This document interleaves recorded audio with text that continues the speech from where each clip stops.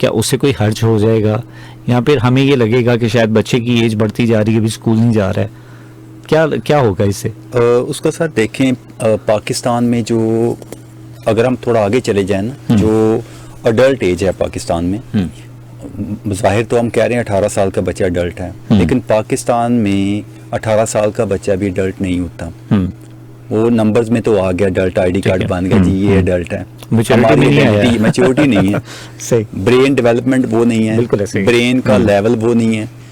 Medically अगर मैं share करूं तो जो इंसान का इंटेलेक्चुअल ब्रेन है ना, जो ये फ्रंट पार्ट होता है, वो 18 साल की एज में बेसिकली हमारे कॉन्टेक्स्ट में, और ये कल्चरली जो ज्योग्राफिकली देखें तो ये डिफरेंट है। ठीक, देखिए जापान में जो बच्चा बैठा हुआ है, वो तो 5 साल का बच्चा जो है ना इतनी इनोवेशन कर रहा है। हाँ बिल्कुल ऐसे ही है। इंजीनियर वैसे ही कर रहा है जैसे वो 5-7 साल का बच्चा, वो एक इंजीनियर माइंड है।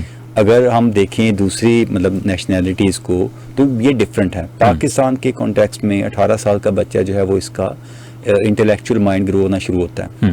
अब डिपेंड करता है उस बच्चे को एक्टिविटीज़ दी कौन सी, अगेन फिर वही, ठीक है, वो मतलब मैं आपको इस पूरे शो में कोशिश करूंगा कि हम सिलेबस को और एक्टिविटीज को साथ लेके चलें।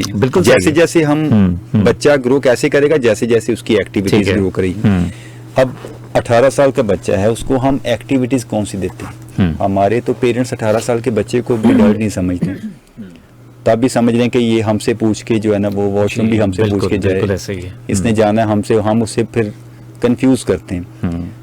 अब जो आपका क्वेश्चन है ना मदर का, या कि एज हम करें, देखिए 3 साल 3.5 साल, अभी बहुत सारे स्कूल्स ने प्री नर्सरी स्टार्ट कर दिया हुआ है। वो 2.5 जो है 2.5 साल के बच्चे को या 2.25 साल के बच्चे को वो प्री नर्सरी में इनरोल कर लेते हैं। सही, ठीक है। अब उसमें क्या है कि बच्चा एटलीस्ट स्कूल गोइंग हो जाता है। डायरेक्ट 3.5 साल का बच्चा स्कूल नहीं लेके आ रहे, बल्कि वो 2.5 या 2.25 साल का लेके आ रहे हैं।